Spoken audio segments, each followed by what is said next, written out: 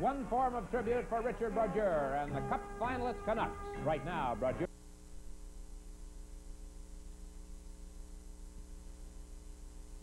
One form of tribute for Richard Brodeur and the Cup finalist Canucks. Right now, Brodeur is the busiest and likely the best goaltender in the NHL. Thursday night in Montreal, an eagerly awaited game turned into a rout as the Canadiens defeated the Minnesota North Stars 8-3. Pierre Mondeau scoring the game's outstanding goal on this play. Tonight, the Vancouver Canucks meet the Canadiens on Hockey Night in Canada. Live on CBC, Hockey Night in Canada, brought to you by Molson, bringing you the finest in hockey broadcasting for 25 years. Canadian Tire. There's more to Canadian Tire than tires. Canadian General Electric. We bring good things to life. Esso, responding to your needs makes us better. You make us better. And by Ford of Canada. At Ford, quality is job one, right down the line. An all-Canadian attraction tonight at the Montreal Forum as the Vancouver Canucks meet the Montreal Canadiens.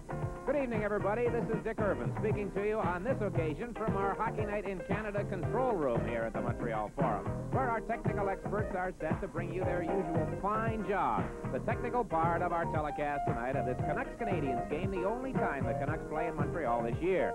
And they come in on a roll. They have gone through 6 games, unbeaten, winning 5, tying 1, and have scored road victories in Edmonton, Quebec, and Philadelphia earlier this week. Danny Gallivan is standing by to bring you the play-by-play of tonight's game, and we welcome Bobby Hull to our broadcast crew. Bobby supplying the game analysis. On our intermissions tonight, this week in the NHL, we'll take a look at the highlights of the past 7 days around the league. And we'll bring you on NHL Update live action from the Nassau Coliseum, where the New York Islanders are hosting the Philadelphia Flyers. All of this tonight as the Canadiens meet the Canucks, and we'll be back when Hockey Night in Canada returns on CBC in just a moment. There are a lot of great sports in Canada. And at Molson's, we believe there are a lot of great reasons to support them. Fitness, entertainment, competition, and the pursuit of excellence. That's why we're committed to bring you the best in sports and special events. We're Molson Brewers, and we support great sports in Canada.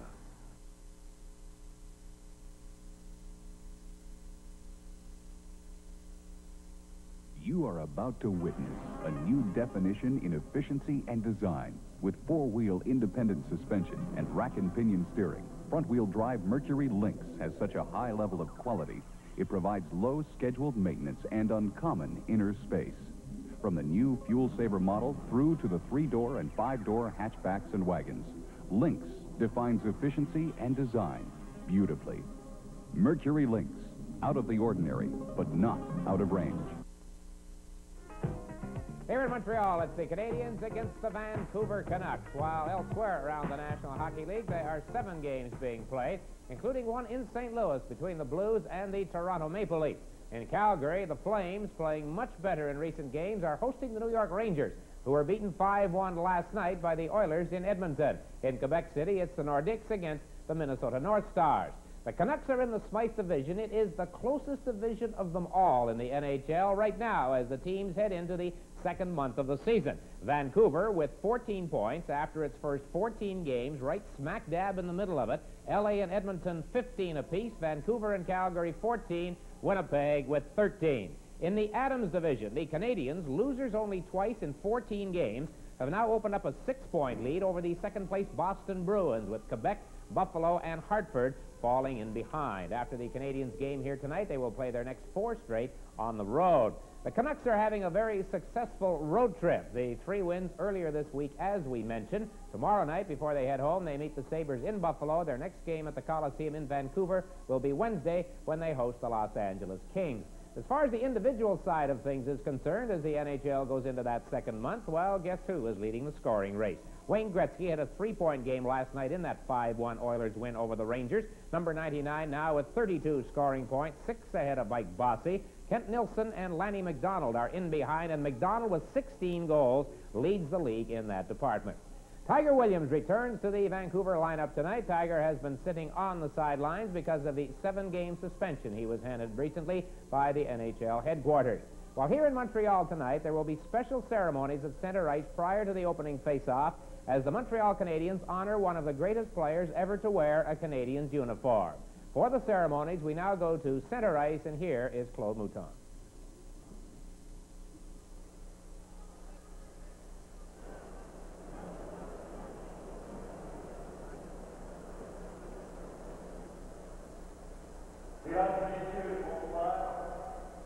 Le Canadien de Montréal désire ce soir honorer l'un des joueurs les plus spectaculaires de son histoire, dont la carrière est marquée de succès remarquables. Ladies and gentlemen, the Montreal Canadiens are pleased to honor tonight one of its most exciting former players whose career had many highlights. Actif dans 968 matchs réguliers, élu à 4 reprises sur une équipe d'étoiles, il fut un des rares joueurs à avoir connu un match de 5 buts.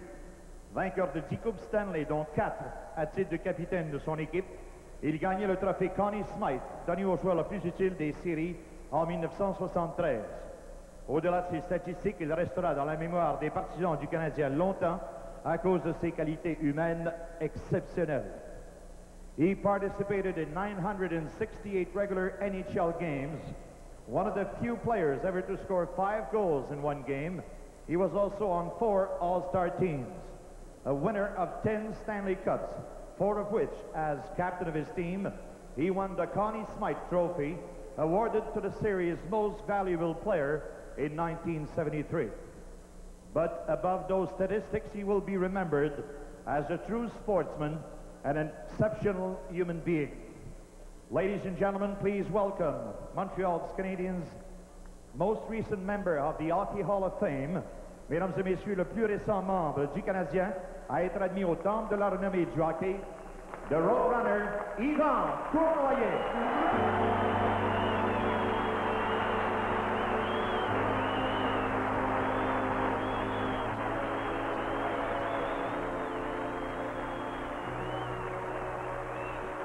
Okay, Bobby Hall, you have some memories of the Roadrunner. What a great little guy he is. We had our series, again, the original 6 in Toronto, and this guy was flying yet. He could still play, I'm sure. I would think one of his greatest moments in hockey was the year after you left Chicago in the finals against the Blackhawks on May the 10th, 1973, on a Sunday afternoon. He scored the goal that gave the Canadiens the Stanley Cup. I believe I was watching that game, Danny, and couldn't have happened to a nicer guy. This is great for him. I would like to invite the Vice President and Managing Director of Club de Hockey Canadien to make a presentation to Yvan on behalf of the club and the players. Il fera une présentation au nom de l'équipe des joueurs à Yvan, Monsieur Irving Grunman. I understand that Cournoyer takes this original 6 competition rather seriously. He trained all summer for it. Well, he must have, because he was really flying. He had a little rough luck in a shootout. He was going in all alone. Boy, isn't that a beautiful picture? That'll look great out there in the rotunda, won't it?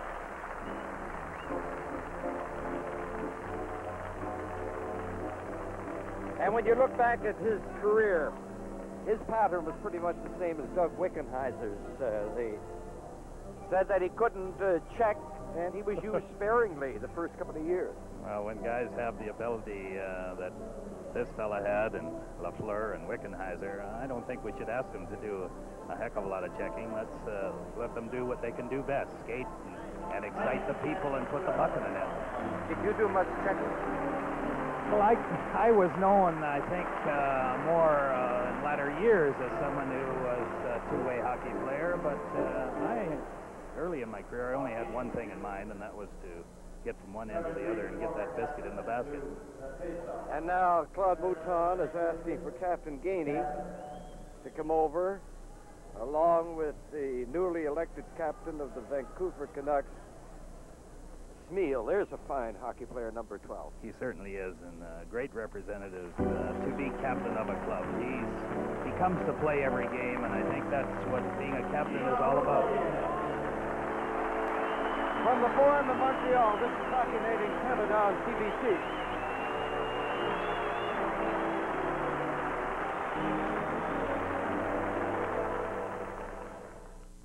Me and Eloise couldn't get along without the CGE air cleaner.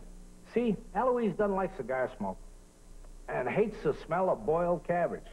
So, smoke and smells in here, fresh, clean air out here works good.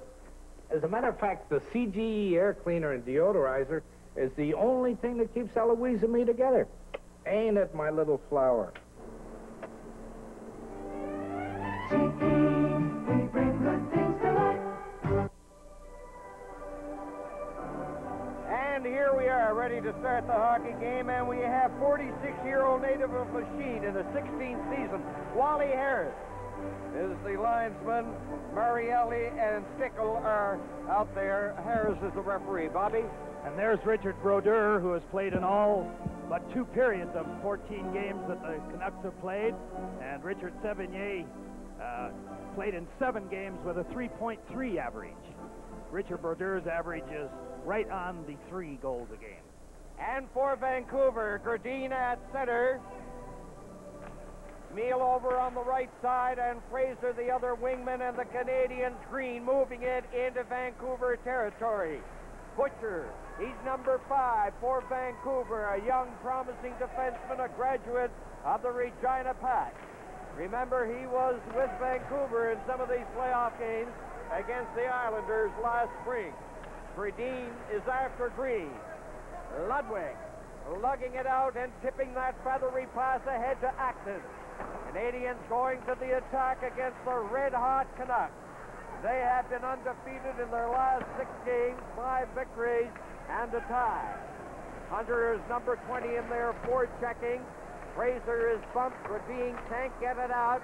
A weak shot by Ryan Walter, and it's Butcher laying it up on the right side. Canadians, Walter couldn't get anywhere against Gradine. Gradine feeding it deep into the Canadian zone, and that is the signal there for Vancouver to make changes. However, they get the icing call, so they'll have plenty of time. I want to get into an Yvan Cournoyer story here. The first time I saw Yvan after he had been named to the Hall of Fame, Bobby, we played the same golf club here in Montreal, Beaconsfield. I was on the 3rd tee. Yvan was coming up the 2nd hole, getting ready to hit a 9-iron. I yelled at him. I said, way to go, and he waved back, stepped up, hit the shot, 2 bounces into the cup, eagle 2. Isn't that something? Well, Danny's used to that. He does that. Take me a half a dozen or so from there.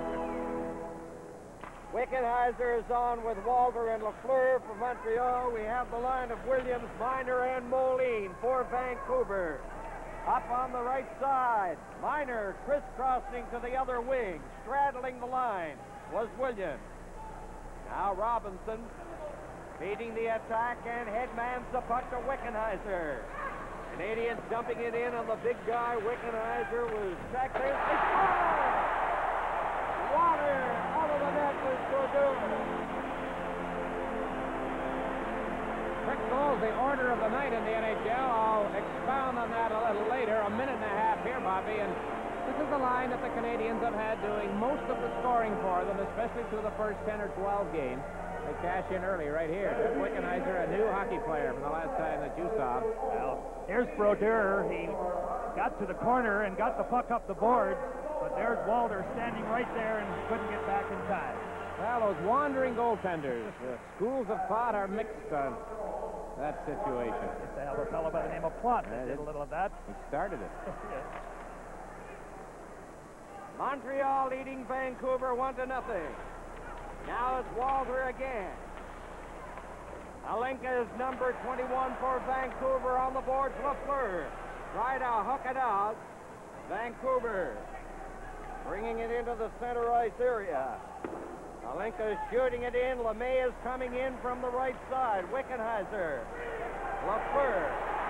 Picard is on one side. Walter on the other. Snaps that wrist shot hard. And great resiliency off that corner board brought it all the way back. Montreal making changes while the play goes on. A Picard pass goes into Brodeur. LeMay to Halenka. The big guy feeding it in for Nil. Going in against Gingras. And DeLorme takes over. Tremblay. Naslund clearing it in. Number 26, Naslund. He hasn't scored many goals this year. As a matter of fact, only 4. But they have been beautiful. There's Naslund waiting back. He scored! What did you say? Don't sooner said than done, Danny. Make it 5. Well, Bobby, I tell you, that's 5 goals. He has scored 4 of them when he's been eyeball to eyeball with the goaltender. He can put the puck in the net. No, those guys don't miss much. They practice and practice that. I know those Swedes I played with. When we were out in practice, they didn't just go in and make a half-assed effort. They went in there and they made a great effort on the goaltenders. And Naslund, apparently he can do the same thing. Now Tremblay.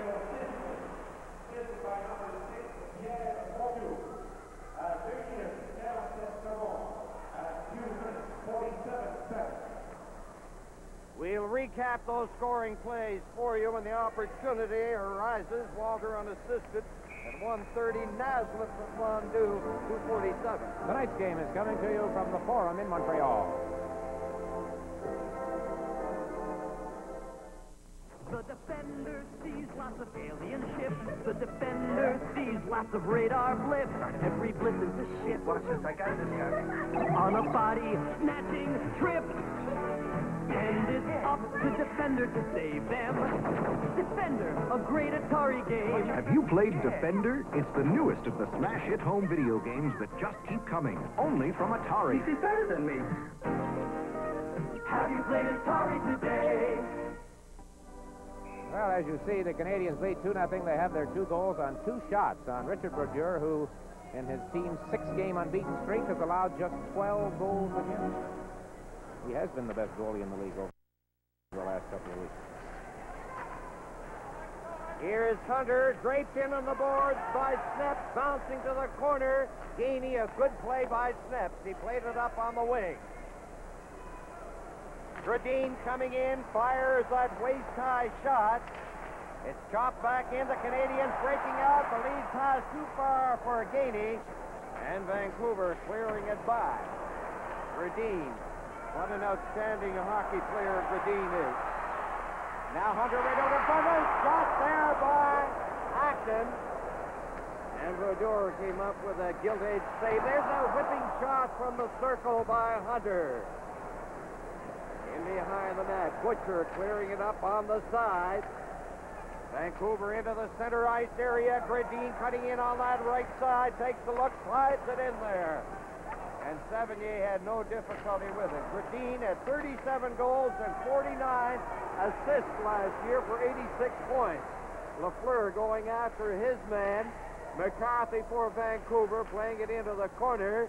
Now Walter is going to move in off the corner boards. Lafleur couldn't get it. Here's Wickenheiser. Wickenheiser getting it in front. And the Canucks clearing it to the far side. Lindgren rolled it in there. We have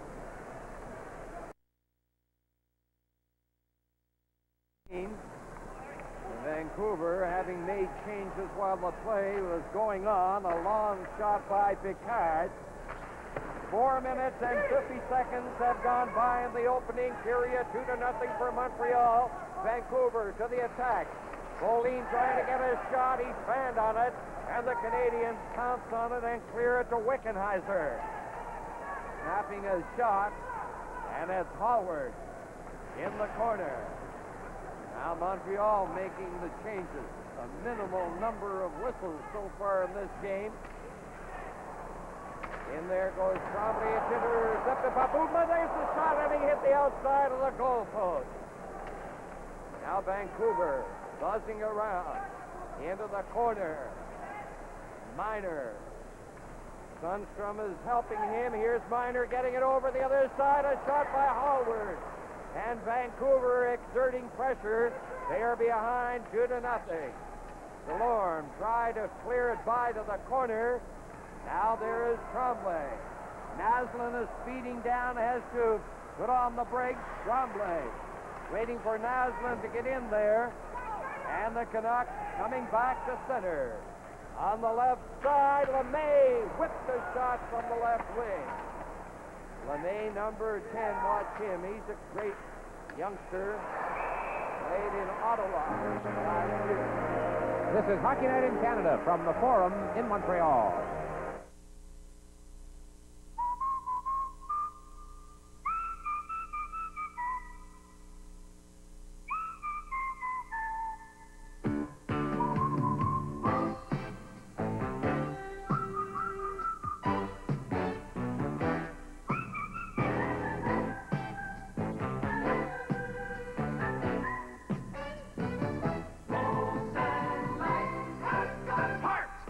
Join the movement to Molson Light.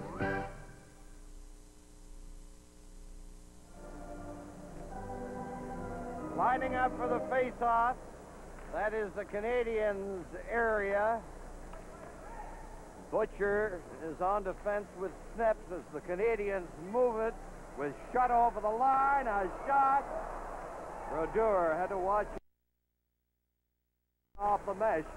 Canucks broken up at center. Carbonell, number 21. He surprised with his play for Montreal.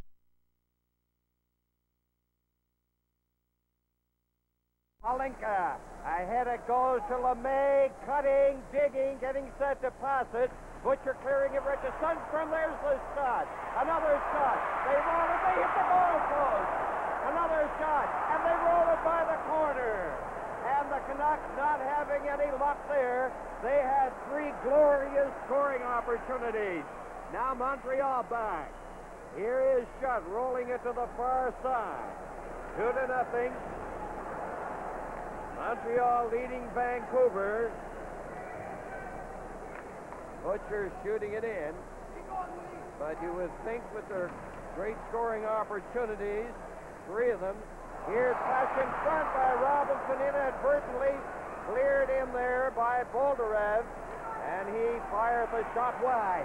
Gainey coming down on the left side. Gainey fires the shot off the arm of Brodeur, and it's cleared over the glass at the Vancouver line. On NHL Update tonight, we are going to be bringing you action from the Nassau Coliseum, where the Islanders are playing Philadelphia. Here's the first part of it, the first goal. It's Brian Trottier sending Anders Kallur into the clear. Right side, snap wrist shot, 1-0 New York. We'll keep you up to date on that one, and during our intermissions tonight, we'll switch live to the Nassau Coliseum for the Islanders and the Flyers. How about this one in Hartford? Peterson scored for Buffalo 7 seconds into the game. 7 seconds later, Francis for Hartford, 1-1 after only 14 seconds. Bobby, Vancouver seems to be coming on now. They're coming on. They weren't ready those first couple of shifts. They were getting beat to the puck in their own end, and guys, the Canadian forwards were skating by the Vancouver defense on the way and beating them to the puck after they shot it past them. Neal's shot from well out, wide. Picard takes the look. Lafleur is going to gobble it up. Shoots it and chops it in toward the corner. Walter going in with Wickenheiser.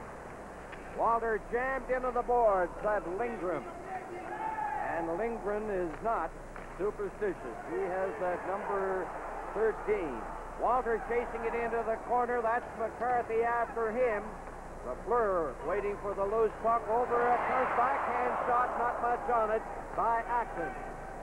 Vancouver taking down over the line. A shot by Miner off Robinson's stick. Picard takes a look.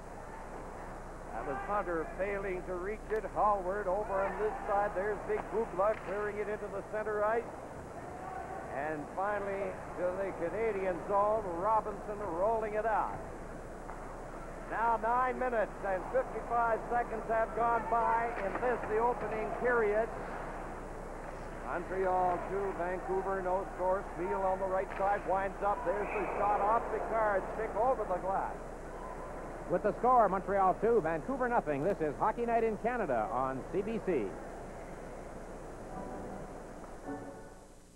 Over the years, your changing fuel needs have caused changes in us. Morning, Joe.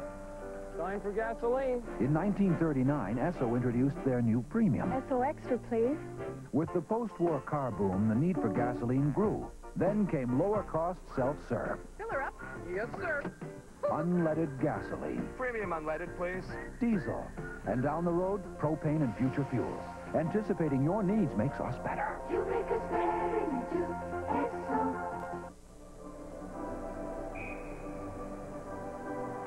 Roger Nielsen, what a job he has done with this Vancouver team. And Roger Nielsen, he was the man in the playoffs last year who elevated the ordinary common towel to a plateau of enormous popularity among these enthusiastic and dedicated Vancouver fans. Body check thrown on the far side by Smeal on a Hunter, and there is an offside.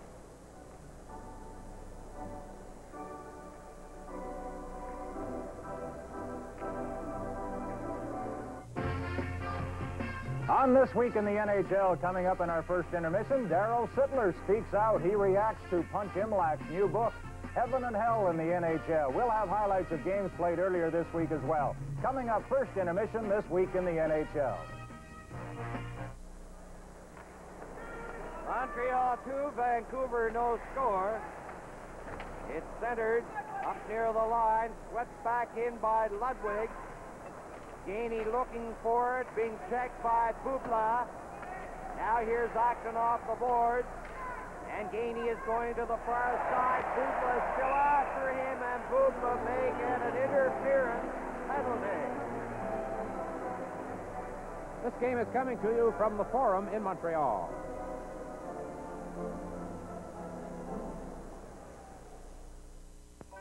Never thought I'd agree with him. We don't agree. You don't think folks shop at Canadian Tire because they got so many gift ideas? Housewares, sporting goods? Nonsense. They go there to save money. No, to make people happy. Saving money makes me happy. Oh, Ebenezer, you know you've got a heart of gold in there. And it's mine. All mine. Canadian Tire lets you give like Santa and save like Scrooge.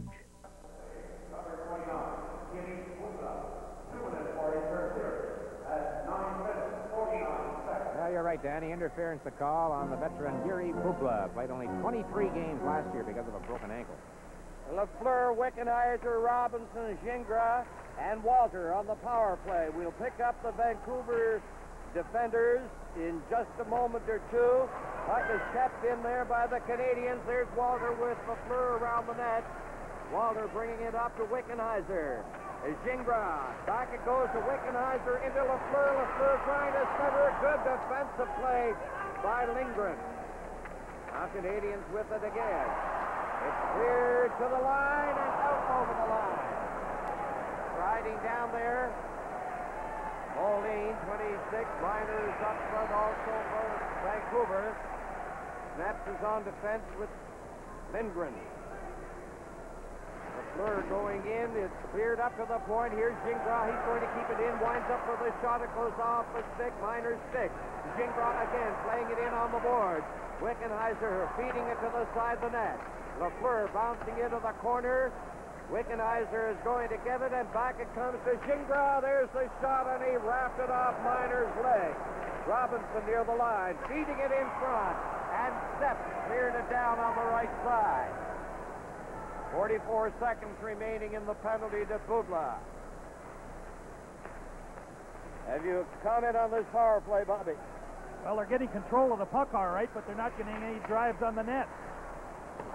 It's rather important you get it in the general direction of the net. You expect to get a goal, but the Canadians have two. Vancouver defending well. Shot getting it back to Robinson. There's a screen shot. Brodeur very nimbly kicked it out. It's loose the shot. He shoots it. A save. Another shot. And it's passed back by Acton. What frantic, feverish activity down there in front of Brodeur. A half dozen seconds left in the Bubla penalty. Now Canadians dropping it over on the far side. Acton utilizing that speed. Cutting. Acton around the net. Getting set. Will he get it back? Into the corner. It goes there. Along the boards, they fight for it. Gradine was looking for a loose puck and never did get loose. And the penalty to Bubla is over. The Canucks weathered a bit of a storm, and Bobby, Richard Brodeur had to face some tough chances only toward the end of it. Right here. Well, finally they got the puck to big Larry Robinson, and there was the shot by Robinson. Brodeur stood up, was ready for Acton. Acton threw the puck back to Hunter, who wasn't quite ready for it. Thought he could have made the try himself. Here it is here. Pulled it and then threw it back to Hunter and went right between his stick and his leg. 7 minutes and 59 seconds of time remaining in the opening period. 2-0 Montreal. Smith clearing it. Knocked down by Green. There's Sneps again. Out on the left side, Bolderez takes that long, harmless type of shot. Naslund around the net. Laying it up, and it's Tremblay taking the look. It goes to Green, ahead to Mondeau, over the line. To Tremblay, there's the shot. Not much on that. Butcher, good defensive play, got right in front of Tremblay. Now it goes to Mondeau. He swings around with the shot. Bolderez. Where's Rota? He generally scores a lot of goals here. There he is over there now. Last time in here, he had 3 goals for Vancouver. And what a start that was for Vancouver. They didn't lose another game in the regular season. And the story, of course, is well told about their playoff performance. I understand that they've been winning a lot of those games by really consistent forechecking, Danny. Let's watch and see if they're going to do it tonight, if they can catch Montreal. Well, there's that 1-1 Hartford-Buffalo situation. They are now into the second period. 2 goals in the first 14 seconds, a scoreless tie in the second period at the Joe Louis Arena in Detroit. The New Jersey Devils playing the Red Wings. I'm Dick Irvin with Danny Gallivan and Bobby Hull. We are here while they are scoreless in Quebec City. And NHL update, the Flyers and the Islanders. It's 1-0 New York. We showed you the goal. We'll continue to bring you highlights. Sundstrom, number 17, is on for Vancouver. Playing his first year, he has been outstanding so far. He was drafted 2 years ago, but he had 2 years of military commitment in Sweden, and so the Canucks got him this year, and he looks like a dandy. He'll not be 20 until the 14th of December. I'm talking, Bobby, about Sundstrom. Yeah, young fellow that played with Brenus. And like all those other Swedes, they're very talented. Live from the Forum in Montreal, Hockey Night in Canada.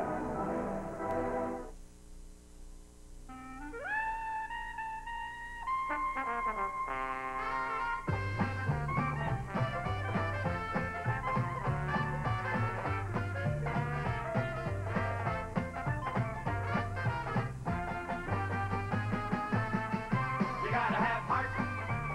Heart. Molson Light has got heart. It's light taste has got heart. Molson Light has got heart. Heart! Join the movement to Molson Light.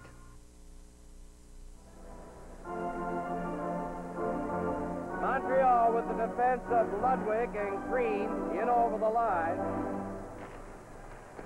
Back it goes. Green takes the shot. A good leg save there by Brodeur. Here come the Canucks into the center ice area. Halinka over to Fraser, broken up at the line. Coming in off the right wing boards, Charbonneau, back it goes, the shot. And off the heel of his stick, there's a harmless backhand shot by Nyland. Charbonneau along the boards with McCarthy. Charbonneau getting it back. Ludwig winds up, screen shot off the leg. Sundstrom up on the left side for Fraser. Ludwig clearing, not out. Here's Fraser with it. It comes into the crease. Bouncing in there, tracing. Sundstrom was trying to get in there to direct it into the net. But 78 picked it up. Bobby, Ivan Halinka is out there. As I recall, in the Canada Cup Series in which you played in '76, he was a Czechoslovakian, of course. As we look at Rick Green, who's played for Canada overseas, I think Halinka was showing the outstanding forward in that series. They had some real strong center icemen. A couple of them now playing in the National League. Right, Novi is down in the capital. Where's number 66? Is 33 short of 99. In all ways, eh? Yeah, I don't know. You said it, I did. That area in the Canadian zone, Radin is on with Moline and Steele. Brodeur playing it to the far side. Hunter for Canadians. 2-0 Montreal leading in this hockey game. 5 minutes and 25 seconds remaining in this period, which is the first period. As Gingras, pass knocked down at the line, however, it's out over the line. The Canucks getting it back to Bubla over on the other side. Hard body check and a penalty for interference on DELORME. And I don't think there's any question about that, Bobby. He swayed it quite a distance. The puck went by the Vancouver player, Moline, and he didn't even touch it. And DELORME just kept coming, and it was definitely, here it is here. The puck went right by Moline, and there's DELORME taking a run at him. Yes, Bob, if you're willing to take a hit, sometimes maybe you just don't touch the puck when the other fellow thinks you will, and zingo. He's taking a chance. Well, it's at the discretion of the referee a lot of times. That was quite late. 2 minutes pour obstruction. À 14 minutes 52 secondes. Canadiens penalty, number 27, Gilbert DELORME. 2 minutes for interference at 14 minutes 52 seconds. So an opportunity here for Vancouver to get back into contention. They're down by 2 goals. However, now they have the opportunity to apply the power play. Sundstrom is out there, Bolderev, Gradine. Over on the far side, we have Bubla, and Howard is the other man on the Vancouver alignment. They go back there to get their power play into what they hope will be fruitful operation toward that end. Bubla feeds it into the center ice area. Bolderev in over the line, working it in there, back it comes in front, and the pass intercepted by Walter. Walter playing at the center. Bubla knocked him in on the board. In over the line, Gradine getting it back on this side to Sundstrom. There's the shot, it bounces. Canadians forcing it again there. That it missed the far open side. Now back near the blue line. The Canucks, where will it go? Bolderev has it. He's getting in front, takes the shot off Picard's leg, and finally it was cleared over the glass by Savigny. Danny, Evan Bolderev was the man who made that power play work there at that point. He's always played well against the Canadiens.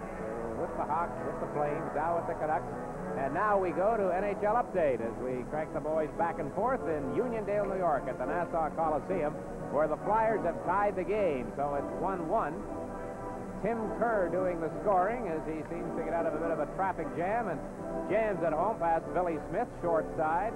We'll continue to bring you highlights from that game. It's 1-1 first period. 4:22 left.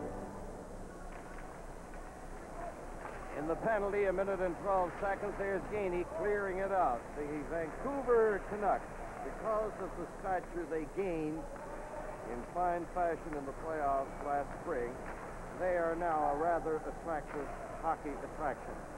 And again, they're playing very well. As we noted back about 10 minutes ago, they're undefeated in their last 6 games. Right now, they are on the power play. But, Bobby, what do they have to do here in this power play? Now they have the face-off inside the Canadian zone. Well, the most important thing is to get over that blue line and retain possession, and then make the plays out from the corners. And guys like Johnny Busick, that the play always came out of the corner, out into the slot area, and that's where the danger man is. There has to be someone to control that puck from the corners and get it out in front to those big guys that can't be moved. Halinka is on. Now along the boards. It comes to the side. They fail to clear it out. In goes Moline. Montreal shooting it down the ice. 34 seconds left in the penalty. We see LeMay on now. He's number 10. Spiel is 12. Vancouver coming up. Halinka took that pass in the center ice area. The big guy in over the line. Spiel is chasing it behind the net. Here's LeMay. He trapped it. He's getting set. Into the corner it goes again along the board. Spiel is knocked to the ice. Halinka getting it back to McCarthy. Back to Halinka. Over on the side it comes. They roll it right in from the net. A wide cut. A big score. Was it big Halinka who fired it in? That was Halinka. Came between couple of skates right on his stick, and he wasted no time and fired it up high, and 7-ace left. Hey, look at the towels around the Montreal Forum. There are a few Vancouver Canucks towels here. That was coming, Bobby. The Canadians just did not get possession to clear the zone. Well, here's the play coming out of the corner. There was a little bit of a scramble in front of the net. There was the shot by Hlinka. Roger Nielsen has the franchise towels in Montreal. First goal scored by number 21, Yvan Linka, avec l'aide du numéro 12, assisted by number 12, Stan Smill, et du numéro 25, and number 25. Now here's Sundstrom going in, fires, and then a great block grab by Stephanie. This is Hockey Night in Canada from the Forum in Montreal. Great Canadian Christmas time start with a visit to the Bay's Toy Department. And this year it's a better deal than ever because you could really be a winner. By simply entering your name in the Bay Toy Department, you could win this full-size Turtles arcade game, or Odyssey 2 video games with Turtles cartridges, or Turtles handheld arcade games, or Turtles board games. Look for contest details in the Bay's Children's Christmas book. It's packed with exciting values from the store that wrote the book on Christmas. Come on, Canada. Meet you at the Bay. There you see the statistical story. 2:58 the time remaining. This is the first period. 2-1 for Montreal. Vancouver, caught off guard early in the period, are now coming back rather strongly. Lafleur to Shut. Shut is on this line with Lafleur and Wickenheiser. And I would think that was because Walter was out there killing the penalty. Now in on the board. Shut. Here is Snep. Snep. Got a pass ahead. Gradine working it down in over the line. See him handle that puck on his skate. Robinson into the corner. Sundstrom trying to get it. Gradine tied up by Wickenheiser and Robinson. He's having difficulty. Neal goes in there to help out. The Canucks fighting furiously here. They'd love to tie it up before the end of the period in their way they're playing. They might just do that now with 2 minutes and 3 seconds remaining. In on the boards in the corner. Back on the board. Canadians can't get possession. Finally, they get it out over the line. And back it goes to Butcher. Gradine to Snep. Somebody lost a glove and it's still down there in behind Brodeur in the Vancouver net. Now Picard lugging it up for Montreal in on that right side with splendid moves. He centered it and it's gobbled up in front. Beal is wheeling back. The pass stopped at center by Trombley. Now it's picked up by Naslund. Naslund is getting a break going in. He scores! He sure can put it in the net, can he, Danny? He makes no mistake when he walks in there. He's very exciting. Oh, he certainly is. Got real quick moves. Didn't take him all day to release that puck. Watch him go in here on his off wing. Look at that. He shot that puck before Brodeur even knew it was coming. Bobby, what I like about many of the European players, they use that wrist shot. Oh, absolutely. Anders Hedberg used to go in the same way on that right side. He'd be just dancing, and he'd let it fly before the goaltenders would even be able to move on it. Number 14, Mario Tremblay. 18 minutes 35 seconds at 18 minutes 35 seconds. 18:35, Naslund from Tremblay. Montreal 3, Vancouver 1. Hallward fails to clear it out against Gainey. Now the Canucks into the center ice area. Bubla firing it in. Field coming in from the other side. And he couldn't center it against Reed. Now there's Rhoda taking a shot, and he fired it wide. In it goes to the side of the net. Field knocks Green off balance. Into the corner goes Rhoda. Took a gentle bump from Acton and down on the right side. Canadians Hunter over. It goes to Acton breaking in there. A penalty. Somebody coming back. Was it Boldered who did the hooking? Well, I believe it was called for offside, and I think they'll likely eliminate the penalty. Well, maybe we can have a look at it. Here it is. Hunter made a good play to try to stay onside, but I guess his feet slid over both feet. Wally Harris, I believe, called a penalty, but the play had already stop, Danny, at the blue line. Well, that's right. Captain Gainey is now talking to Harris. Harris has gone over to talk to Bob Berry, the coach of the Canadiens. And the whistle had gone, apparently, calling the infraction on the offside. LeMay over on the right side. Halinka at center for Vancouver. Fraser 24 is the other forward. Canadians with Walter trying to center it to Lafleur. Lafleur along the board, tied up effectively by Halinka. Now here's LeMay, laying it into the center ice area. Picard wrapped it back in. And in there goes Lindgren. A dozen seconds remaining. Here's Lafleur twisting and turning, trying to get in front. He couldn't. Halinka playing it to the far side. 3 seconds, and this is going to be the opening period right here. 9-7 the shots on goal. 3-1 for Montreal over Vancouver, and now here's Dick. Fast start for the Canadiens with 2 goals in the first 2 minutes and 47 seconds, but the Canucks settled down. They got the power play goal by Yvan Halinka, but then late in the period, Mats Naslin's second goal of the hockey game restored a 2-goal edge for Montreal. 3-1 is the score at the end of the first period. On our first intermission, the NHL this week. This week in the NHL, we'll take you all around the league with the highlights, and NHL Update will bring you more action from the Nassau Coliseum, where the Islanders and the Flyers are tied 1-1. So the score here at the end of 1, 3-1 Montreal.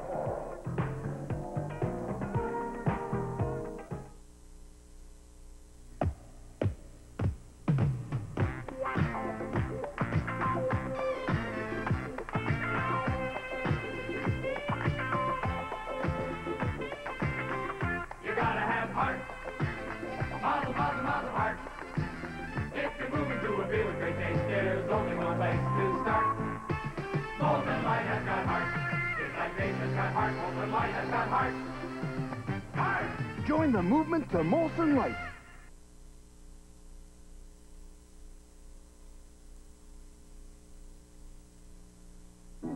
In the world of action watches, trust Seiko for advanced dual display technology even 300 feet beneath the sea. Trust Seiko for watches that display any of 6 timekeeping functions with a turn of the bezel. For alarm chronographs that even measure your pulse rate. Seiko watches and clocks, the most advanced performers in timekeeping. No wonder people trust Seiko more than any other watch. From the furnaces at Ford, it's Mustang GT, the boss for 1983. Hot new styling, new 4-barrel carburetor, a 5-liter high-output engine. The boss, the 175-horsepower Mustang GT. One hot piece of steel.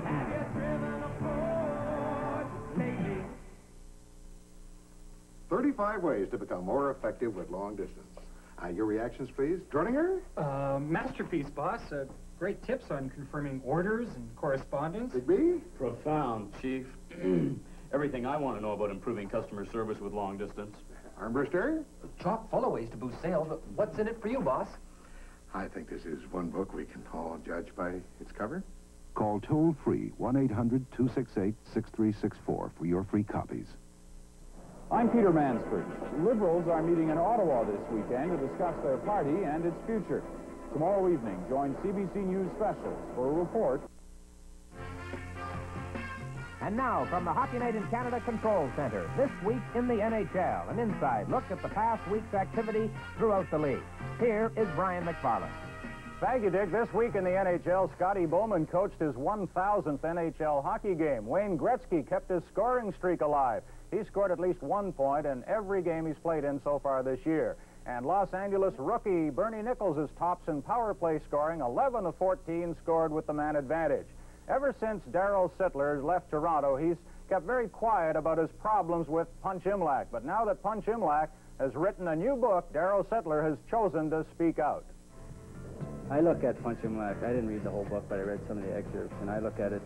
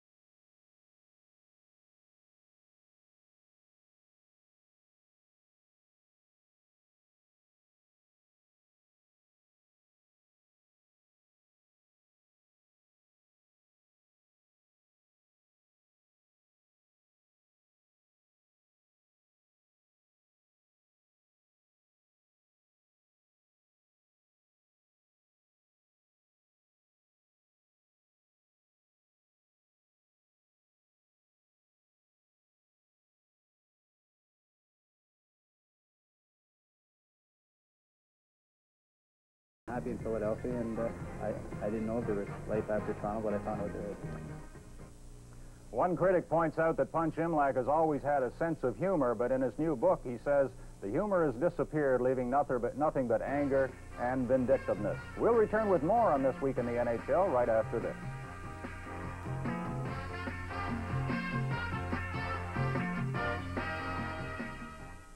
When it comes to feeling young, a lot of it's up here. 3 years ago, Maurice Richard said goodbye gray hair. Hello, Grecian Formula 16. It was so easy, remember? Grecian's as easy to use as water. Works for any color hair. The change was so gradual and looked so natural, no one even noticed. Today, I still leave a touch of gray. The wife likes it. Hey, Richard, 2 minutes for looking so good. Look as young as you feel with Grecian Formula 16, liquid or cream. Hey, Canada, now McDonald's gives you a break with a barbecue taste. New McRib. What's it taste like? Really? It's a rib-shaped boneless pork patty with this, and this, and this. And it tastes like this. That's new McRib. Well, could you, maybe describe the taste? Great. But what's it taste like? Like barbecued ribs. Bumps out the bone. Yeah? Yeah, new McRib. Come on, Canada. Come and taste it. NHL highlights featuring the play of the week, brought to you by Panasonic, just slightly ahead of our time.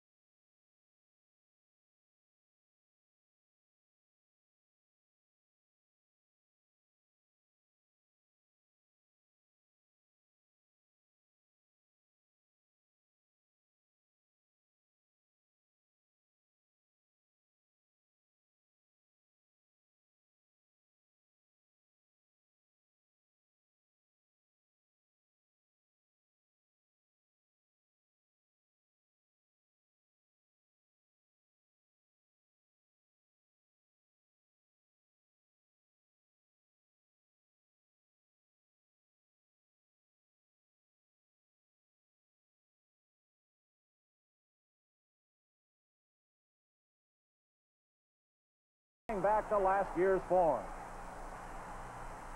It's time now for our Panasonic Play of the Week, and it points out why the fans in Winnipeg appreciate all the little things that Dale Hawerchuk does so well. This comes from Wednesday's game at Edmonton between the Jets and the Oilers. Watch Charlie Huddy cough up the puck from the corner. Look at Hawerchuk, number 10, just inside the line. Watch the move here as Huddy goes to check him. And then the puck is in the net. Edmonton wins the game, but Hawerchuk wins our salute for this move right here. Gretzky misses, so does Huddy. There's the goal-scoring shot, and that's our Play of the Week. The Play of the Week has been brought to you by Panasonic, just slightly ahead of our time. Panasonic, ahead of its time, with a smaller, lighter, 8-hour portable video recorder. A fully automatic color video camera that responds as quickly as the action unfolds. And Panasonic color television with the clear advantage of a CompuFocus Quintrix 2 lens. Purchase a selected video recorder, camera, or color TV now and receive at no extra cost a Panasonic Stereo to Go or AccuSet clock radio. See your participating Panasonic dealer for complete details now.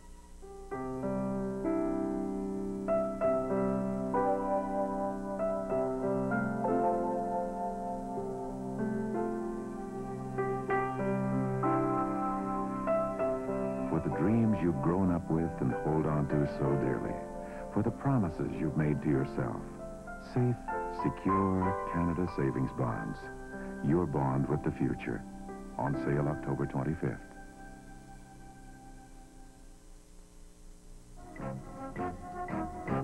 Next week on Hockey Night in Canada, the Winnipeg Arena will be the scene of a Smythe Division matchup between the visiting Vancouver Canucks and the hometown Winnipeg Jets.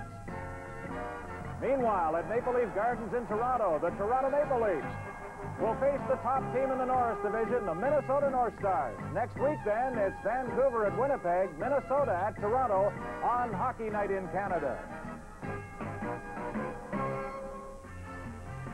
Here in Montreal tonight, the Canadiens lead the Vancouver Canucks 3-1 after one. 2 goals from Mats Naslund, 1 for Ryan Walder, and Ivan Alinka has scored for the Canucks. Now, on NHL Update, we're going to take you to the Nassau Coliseum, where the Islanders and the Flyers are tied 1-1. New York playing shorthanded. First period, the play-by-play by Mike Emmerich. He's with Bobby Taylor and Ed Van Imp. Here they are. Flyer fans have no reason to be downcast when the Flyers get behind, because they have been behind in all but one game this year, but have a winning record. Bill Barber to Flockhart, hurries the shot and drives it wide. Trottier to play, jams it on the backhand to Bourne, and Bob Bourne for the shorthanded Islanders leads it in. Tried to get by Howe, got a shot away, saves St. Croix, and a second on the rebound, and he'll hang on. Nice work by Bob Bourne of the Islanders. Well, that's his second excellent defensive play. This time when the Islanders were a man short, he was on the offense, put the puck underneath Howe and just busted around him. Lockhart coming back was not able to stop him from making the initial play, and also jabbing away at the puck as Ricky St. Croix covered up. Bourne's got that excellent speed, moves to the outside, puts it past Mark Howe, steps to his forehand. Flockhart harassing from behind, still able to get the play off as Ricky St. Croix covered up. Bourne and Mark Taylor for the draw, and it's free to Billy Barber with 1:08 to go in the power play. 2:30 left in the first period of our game tonight on Prism from the Nassau Coliseum in Uniondale, Long Island. Ahead with it is Barber, feeding on to Mark Taylor. Flips it through to Billy Barber, backhander high off Melanson. Rebound cleared, not out. Taylor with a wrist shot. That one's dropped, picked up by Barber, who goes and sweeps at the board. Barber pestered from behind by Potvin, shakes loose from that, drop near the front of the goal as the puck comes to Ray Allison. And Allison feeds the easy play to Taylor, then back to Allison. Pass broken up, and Caller just one-hands it back into the Flyer zone. 32 seconds to go on the power play, and 1:55 in this opening period. Game tied at 1. The goal scorer is Caller for the Islanders and Kerr for Philadelphia. Across now to Mark Taylor, feeds to Howe. Wrist shot, save on the play. Melanson cleared all the way back down by Pearson, and a play needs to be made on this one by St. Croix. Prop comes to the bench, and stepping back out now is Paul Evans. Dvorak looking directly at him, but couldn't get the pass away because of Goring's presence. Now has it on the money to Paul Evans. Evans steps in, able to sweep by. Cross-ice pass just off Taylor's stick, and Langevin leads back up now to Butch Goring. Penalty time has expired as Goring's in, drops for Langevin, checked by Cochran. Loose one, slipped high to the corner glass by Mark Howe. Cochran flips it along, but it's off Allison's glove. Langevin with a shot that bounced off Howe to the corner. Fed back by Mike Bossy for Langevin, but by him, and the Islanders have to regroup at center ice, and they'll make some personnel changes. Langevin, Tonelli, and Bossy are the Islanders out right now, and they pick up 2 more as they shoot in, and one of them has it. Trottier to Tonelli. Wrist shot, nicely blocked by Mark Howe. He got a stick in the way and deflected it into the seats. So there you have it, 1-1, and we will continue to bring you action on NHL Update from that game at the Nassau Coliseum, the Islanders against the Philadelphia Flyers. As we mentioned, a fairly busy night in the National Hockey League, as is usually the case on a Saturday. 8 games all told. As we check the out-of-town scores right now, they had that fast start in the game in Hartford, 2 goals in the first 14 seconds, but Muller has put Buffalo ahead 2-1 there in the second period. Scoreless in Detroit, Philadelphia and the Islanders, you have it 1-1. Scoreless in Calgary in the second period, the Flames and the Rangers. Live on CBC, this is Hockey Night in Canada.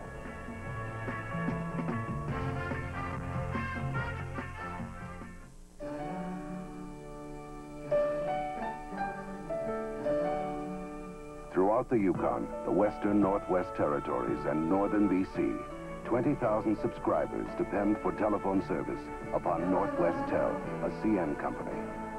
1 million square miles of wilderness is a tough place to be in the phone business, and it takes one of the world's most sophisticated telecommunication systems to do it right.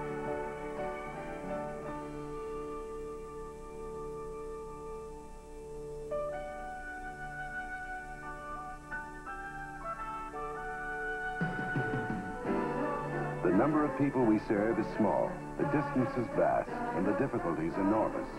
Yet Northwest Tel pays its own way because it's run efficiently.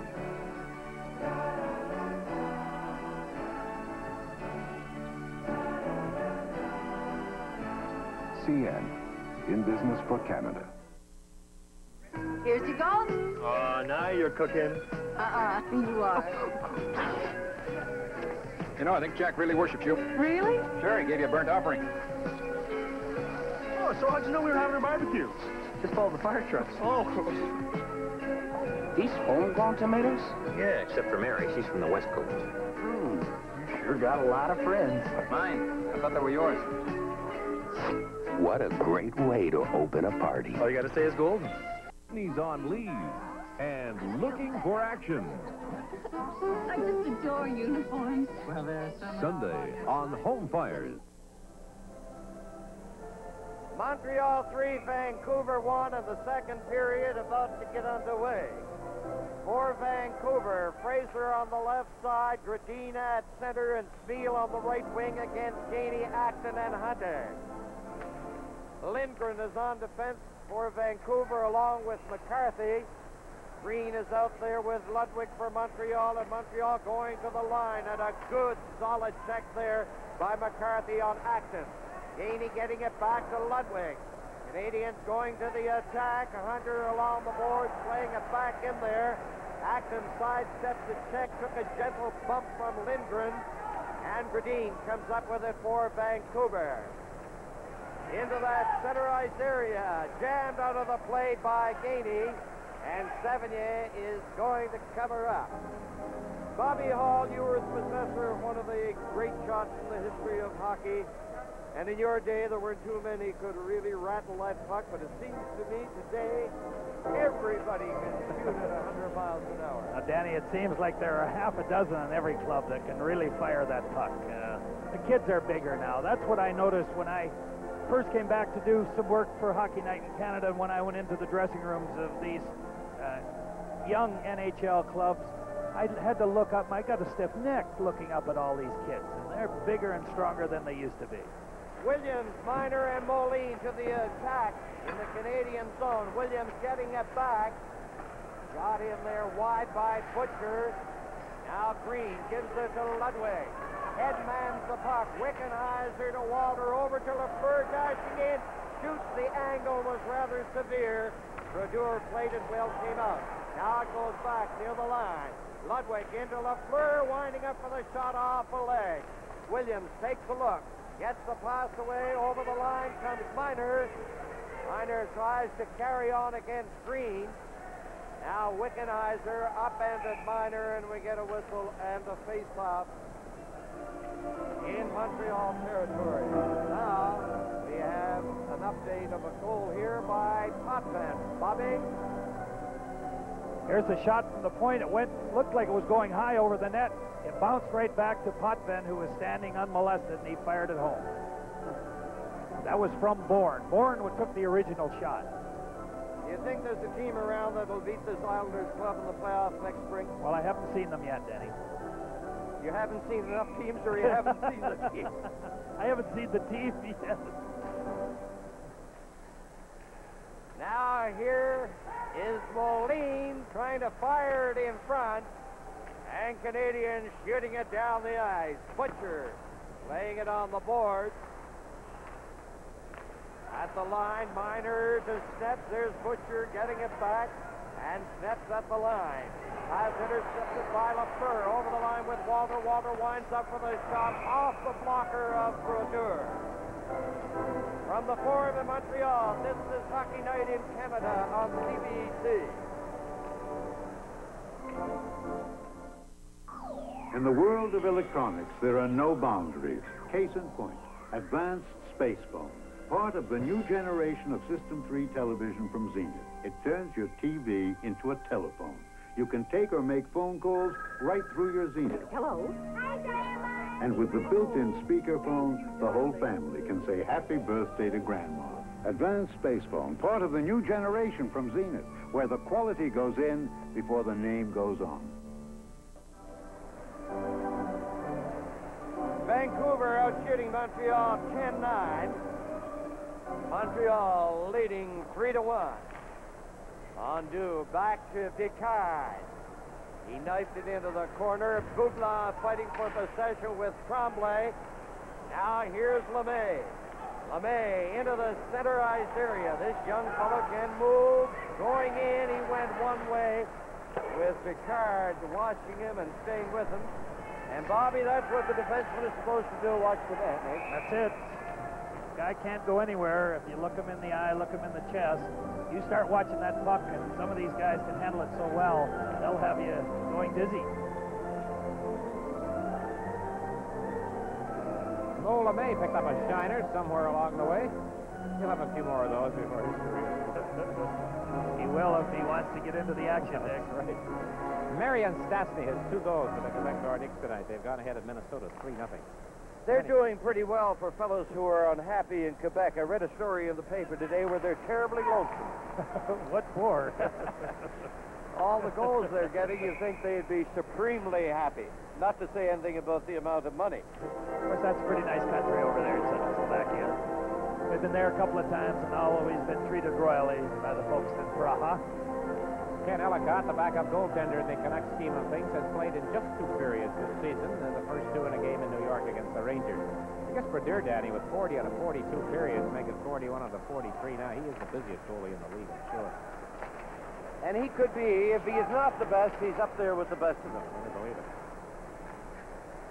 Brodeur was the player, of course, more than any other, I think, who sparked Vancouver to such an exciting and successful playoff performance last year. Mondu makes a nice move into the center ice area with Tremblay and Naslund. Good defensive play there by LeMay. Coming back, he took his man out of the play. Pass knocked away by Boubla. Now Vancouver into the center ice area. There's Big Holinka. Over on the other side, Sundstrom. He has great moves around the net. And this time he lost it against Gingras. Canadian. Naslund coming down to the line. The little guy takes a look. There's a pass. Over it goes, backhand shot by Mondu. Mondu taking the pass. Didn't get much on it with the backhand shot. Now there's a hand for some of the Canadians going up. I would think Naslund in particular. There's a pass to the other side. Rota against shot. Rota down into the center ice area. Drop pass goes to Bolderev. He's upended. There was a hook there, and there's a penalty coming up against the Canadians. And, of course, Brodeur was way out of the net to the bench. Tonight's game is coming to you from the Forum in Montreal. Boy, you sure know how to throw a party. Well, it's on the wrist. Hi, I just moved in next door. May I borrow a cup of golden? Thanks. On my watch? Do you swim a lot? Oh, just enough to keep from drowning. So, you're an old friend of Bob's. Oh, sure. We go back, must be an hour. What a great way to open a party. All you gotta say is golden.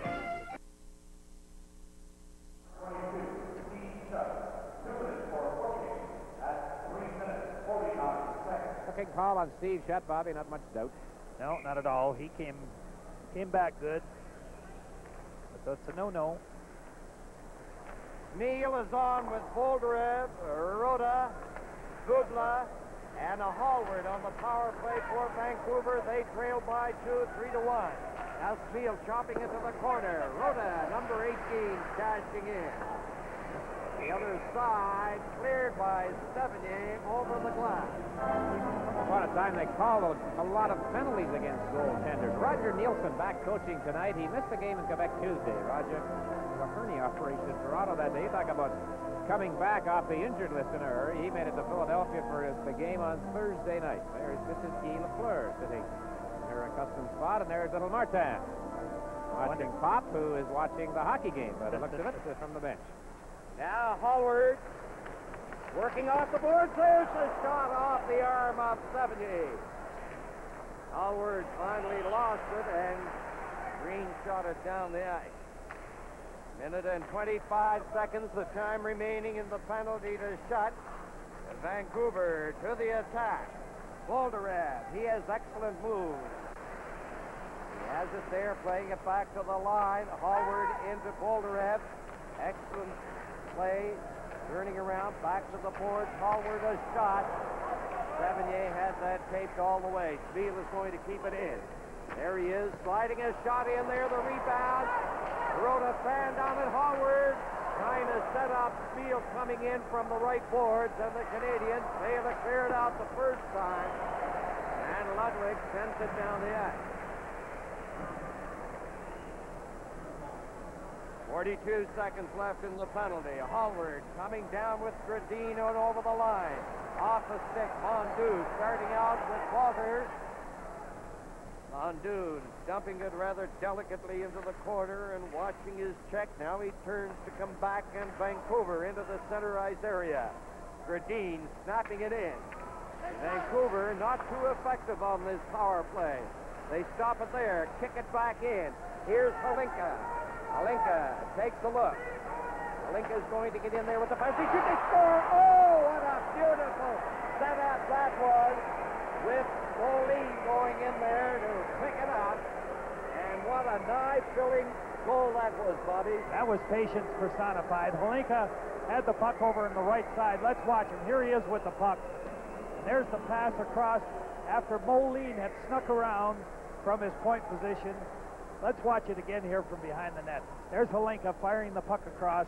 Moline didn't stop it. He just fired it before Sevigny could get across the net. You know, Bobby, the Canadiens got in trouble there when Sevigny came out and cleared the puck on the boards. It came off at a funny angle, and nobody could handle it for Montreal. The Canucks hopped right on it. Super play by Halinka.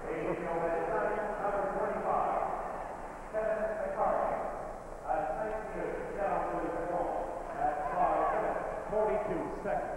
5 minutes, 42 seconds. Moline from Halinka and McCarthy.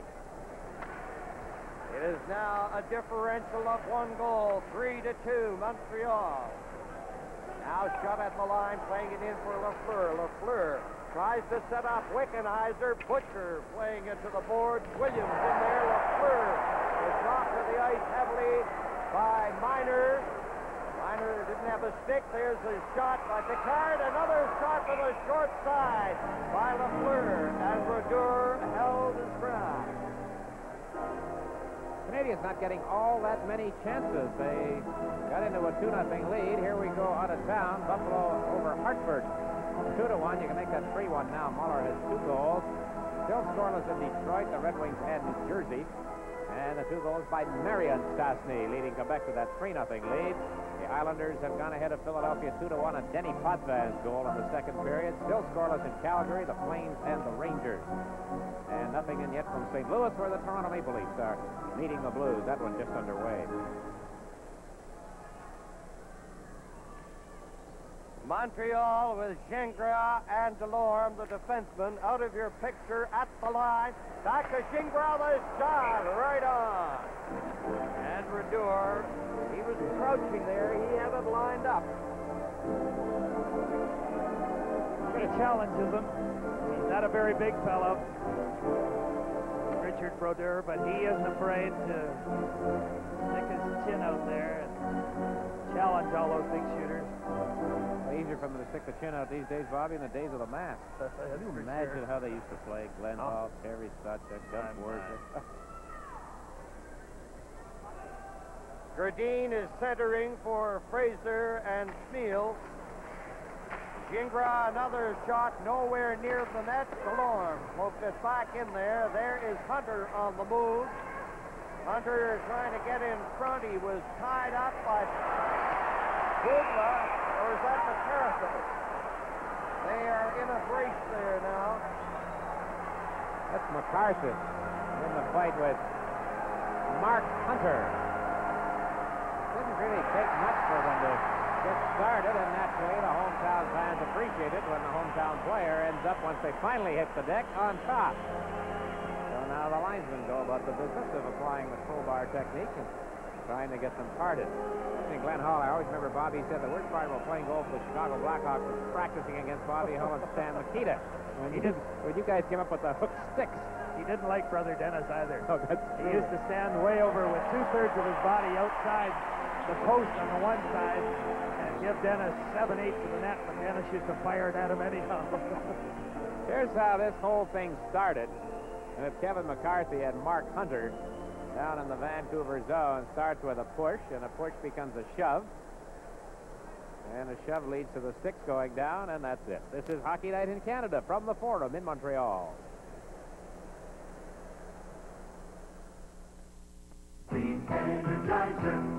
Whew, we'll be up all night doing your homework.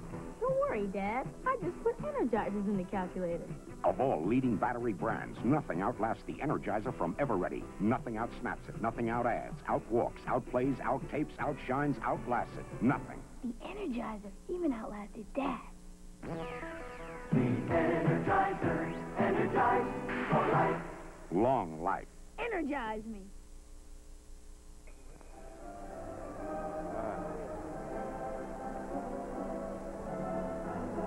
Major penalties have been called on Hunter and McCarthy. So there is no change in the strength of numerical strength on the ice. 3-2 Canadiens lead. 13 minutes and 8 seconds of time left in the second period. Canadiens dump it in, go after it.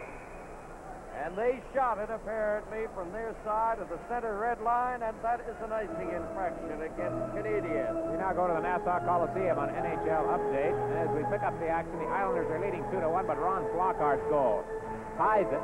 That is Roland Melisson, not Bobby Smith, playing in the net tonight for the Islanders. So the Flyers, who have been struggling of late, are hanging tough, and they have tied the game in the second period. It's 2-2. Bobby, do you like the long pants? Oh, I just like them immensely. I went to see my son Bobby play here a couple of years ago when he was in Winnipeg, and I thought the other team hadn't shown up and they were just out there for a workout, for a warm-up. I don't like them at all. Gradine is at center, Smeal on one wing, Fraser on the other, Lindgren is on the left point, and Bubla over on the other side. But the Canadiens get possession, and they are chased back off the board. In goes Gradine. He was taken out of the play by Acton. Canucks hanging puck. Bubla, a shot and a big leg save there by Sevigny. That looked like the tying goal for a fraction of a second. It was that good shot, Bobby. It was low. Well, that was that tremendous forechecking, the pressure that Vancouver put on that we talked about earlier, Danny. That's won them a lot of these games earlier in the season. They had the three forwards all checking there, rotating. Now they're in there again. Canadiens, however, coming out, Acton along with Nyland. Shot, easy chance for Brodeur. Getting it out. Fraser took the pass from Neal, back to Neal, into the corner. Neal comes from the hand of Alberta. Somebody else comes from there who's doing very well these days. You have 10 seconds. Now on the right side, Mondu. Shot. Oh, Brodeur reaching out Alberta. Vancouver playing it into the center ice area. And Brodeur has been shaken up. He's hurt and down on his knees. I believe when he tried to get the puck, I don't think maybe it was the puck that hurt him, the shot. when he went to try to reach the puck, it was just out of his reach. I believe maybe he stretched something. Let's have a look at it and see. Here's the shot. I don't think that hurt him. Now here's maybe where it hurt him. Maybe when he went down backwards, he might have twisted his knee a little bit. Let's watch and see after the shot. First angle, it didn't seem as though anyone made contact with him, but they stopped it. Now there he falls. That left knee maybe went under him a little bit. His left leg went under him, and he may have stretched that a little bit. Let's see where if he grabs it. Well, they're gathered around at the Vancouver goal crease area. King Richard with some great size. One of them said, he's not heavy, he's my brodeur. Last year. So that was great. He gets a hand from the forum crowd. Who comes from Hannah? It has to be Lanny McDonald. Yes. Did you come up with that, he ain't heavy? No, that was signs that they used last year. Where, out in Vancouver? That's right, during the playoffs. With the towels. I'd like to get that guy my scriptwriter. Yes, Lanny McDonald from Hannah. And Lanny has 16 goals. That's tops in the league, isn't it? Yep. Now it's Jeff coming up. The big fella rammed it toward the corner, and Rhoda couldn't get him. The Canadians playing it up. Now Montreal into the center ice area. A good move there by Noslin. He comes in, goes around Butcher. Now Butcher knocks him to the ice. Will they get a whistle? No. Vancouver coming up with it. On it at center, that's Picard. Aslan falling. Mondu coming in with Tremblay. Back for Tremblay. Brodeur loses it. Oh! Trying to poke it in from around the net was Mondu. He had the open net. Now going in there, Walter shot. Big save by Brodeur. Brodeur looked Walter squarely in the eye area, came out and challenged him and made the save. There's Walter. Penalty coming up against Vancouver. Tremblay has it. Montreal with the extra attacker. Lafleur shoot again. Down to an off the leg. Here's Lafleur over to McCarthy's shot. Canadians win it in front of the flag. Now it's Robinson clearing it in for Tremblay. And finally it goes off Mills' stick, and the penalty coming up against Vancouver. Canadians had 3 shots during that flurry. Brodeur was very sharp. With the score, 3-2 Montreal. This is Hockey Night in Canada on CBC. Come on and grip the light fantastic. Get a hold of a light and easy. It's cool to the touch. Well, thank you very much. It's got a spray and surge the steam itself cleans like a dream. Come on and grip the light fantastic. The light and easy irons from CGE. Come on and grip the light fantastic. GE, we bring good things to life. A chance for Pierre Mondu. Not quite out far. He could have gone out a little further, I think. He'd had a little more hook in the stick. He could have hooked your back in, Dick. You ought to know. Garth Butcher, he's off for tripping. Montreal on the power play. With Stan McKena's stick and that hook, it would have been in the net. Oh, absolutely. Stan wouldn't have made any mistake on that one. In on the boards, here's Lafleur. Into the corner, back it goes, Gingras. Takes the shot. Now Gingras over for Lafleur. Canadians on the power play. Lafleur to Robinson. Forward checking. Minor, he's up front with Moline. Back it comes to Gingras. Into Wickenheiser. Wickenheiser shoots it. Walter!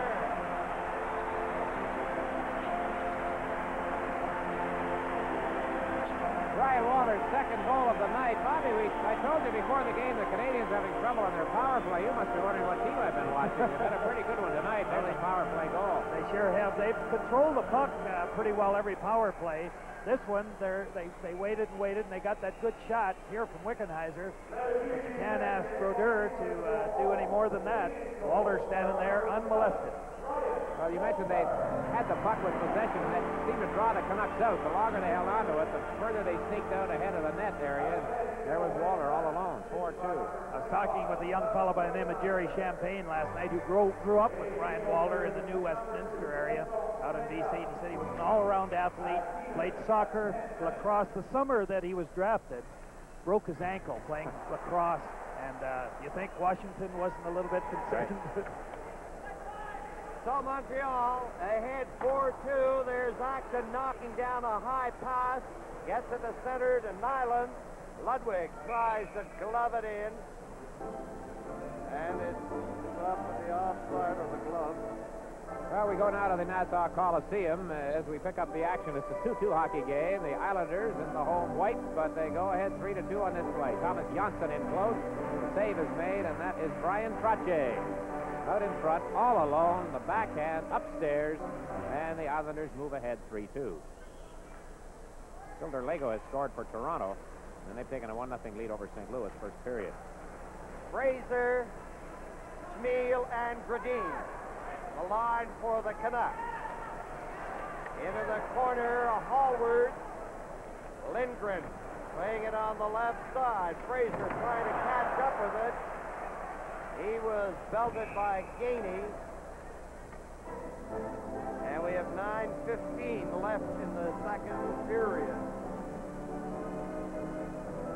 As we look at the captain of the Canadiens, Bob Gainey, I can tell you that in our upcoming second intermission, I'll be chatting with the managing director of the Montreal Canadiens, Irving Grunman, and NHL Update will bring you more action in the game between the Islanders and the Philadelphia Flyers from the Nassau Coliseum.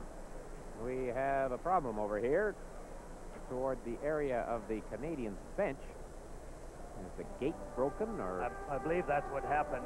Stan Schmiel rammed a Canadian player into the gate, and I believe, the latch flew off. That's right. 4-2, Canadiens lead this game. Coming to you from the Forum in Montreal.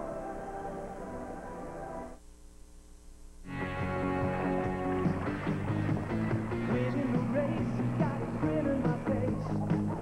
Hey, what a day! Summertime fun here in the sun. Hey, what a great day! Break away to the taste that's green and clear. Molson Canadian, break away. Canadian, break away. Delay here at the Montreal Forum with the Canadiens leading 4-2. I'm Dick Irvin, Danny Gallivan, and Bobby Hull. Something's wrong with the door. Bob Barry and company waiting it out. Danny, how would you like to have seen a line in the NHL? With Phil Esposito at center ice, Bobby Hull on the left wing, and Gordie Howe on the right wing. I know what you'd say. You'd have loved to have seen a line like that. Well, believe it or not, they are going to be together December 11th at Chilliwack at the Coliseum in a hockey game called A Night to Remember in aid of the Chilliwack Minor Hockey Association. That wouldn't have been a bad couple of guys to be with. You and Espo played together early in his career, of course, but if you'd have had big number 9 on the other side... might not have ever got the puck, Dick. I remember playing in an all-star game right here at the Forum, and I played on the left wing with Jean Beliveau at center and Howe on the right side, and I didn't see the puck too much that particular night. Don't be, you're rather modest. That was one of the best all-star games I've ever seen. Remember that one. And your line that night of Beliveau, Hall, and Howe was outstanding. Yes, I remember that game. I was Stop blushing. That's going to be a lot of fun in Chilliwack when the Hull Esposito Howe line gets going December 11th, live from the Forum in Montreal. Hockey Night in Canada on CBC.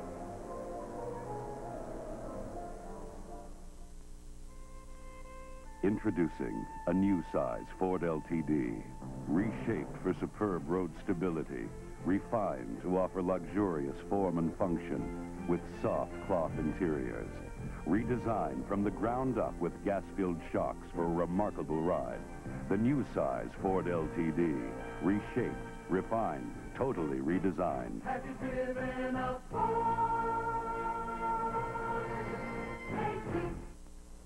They are still trying to repair the gate by the Canadiens bench here at the Forum. As the hammer comes out now, Mr. Fix-It has arrived. Which hardware store is it? I don't know. But of course, the danger here is that there can't be any give in any part of the board. The player going along there, being hit into it, sliding along it, could get caught, very seriously injured. There's a famous hockey picture of the 50s with the Rocket putting his skate through the glass of Maple Leaf Garden. Right, who hit him on the play? Not Bailey. Bill Jusner. No. Vic Lynn. Vic Lynn. Yeah. You were there. No, not quite. Well, you were living in it. No, you weren't. No. You weren't living in it. Got the picture in my scrapbook. Muller has scored again for Buffalo. And they have moved ahead of Hartford 3-1 that game now in the third period. Campbell scoring for Detroit.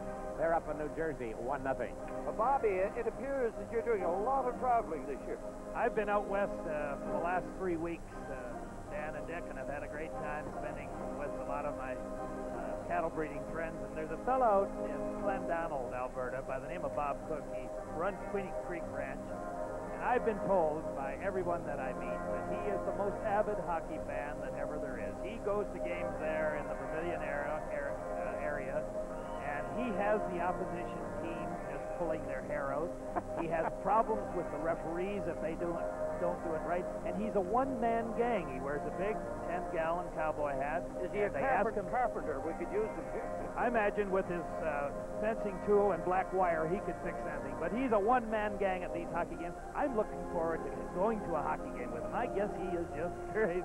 He's a great, great guy. As a matter of fact, he takes a lot of credit for Stan Smeal, who played for the St. Paul Junior Canadiens out there, and a kid by the name of Paul Kelly, who plays for LA right now, and encouraging them and keeping them going and making it to the NHL. Sounds like the fellow that used to wander around the Philadelphia Spectrum, Schultz's one-man army when he had the hat that the Army had and the spotlight. It's 4-2. The Canadiens are leading the Canucks. We're in a delay because of a problem with the board here at the Montreal Forum. A reminder that tonight's game is coming to you from the Forum in Montreal.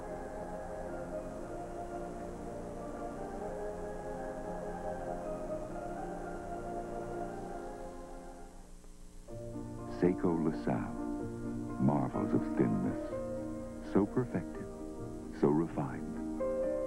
They reach the realm of art. Seiko LaSalle, thin, rich, beautiful. Only the highest quartz technology could create such extraordinary design, achieve such flawless performance. Seiko LaSalle, no wonder people trust Seiko more than any other watch. Here at the Montreal Forum, the referee has just blown his whistle to signal that we are ready to go again. The carpentry work has been completed. Steve Payne has scored for the North Stars in Quebec at 3-1. The Nordiques leading in that game. Stayed with Roger and Wendy Peters out in where they I don't know where they live, Bobby. Right now. I went to school with their son John. He's in 3rd grade. And he took me for show and tell. Got there at 9 o'clock. I was still at school at 1 o'clock signing autographs. The toughest half day of school I have ever spent. I was wondering, you're going to say they didn't know. They couldn't tell who you were. No, they could tell. Delbert. There was one little black girl there that didn't know who I was. I told her that I didn't play basketball. That's why she did. So we are ready for the resumption of play with Halinka at center.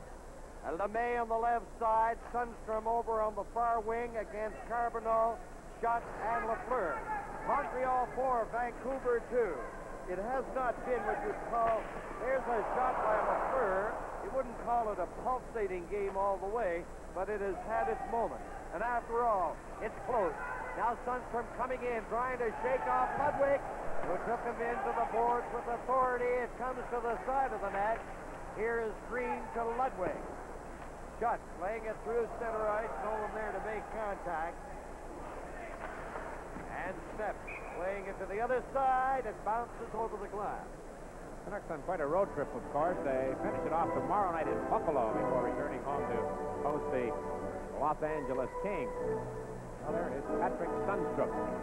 Boy, I don't know if the players are getting younger or we're getting older. We talked about him being drafted 175th. A lot of teams have to have second thoughts, and he has been a very, very positive addition. As we take a look at the two number 17s, he's up against Craig Ludwig.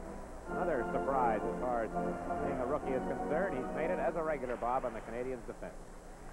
Now Canadiens drifting that shot. It's off the stick of Naslund. Vancouver coming out into the center ice area. Polderev with these neat moves over the other side to Spiel. He cleared it in front, and Robinson was there to fire it away from Rhoda. Back it comes. Lindgren playing it on the boards for Rhoda. Picard. Back there, Spiel is watching him. Mondu ahead to Naslund. Naslund over for Robinson. And he got clear of it. The checking getting very, very close here with exactly 8 minutes to go in the second period. Over the glass, another souvenir. 7:55 left in the second period. Yuri Bubla, we mentioned that he managed just 23 games last year because of the broken ankle. 32 years of age, a veteran, of course, of international competition with the Czechoslovakian national team.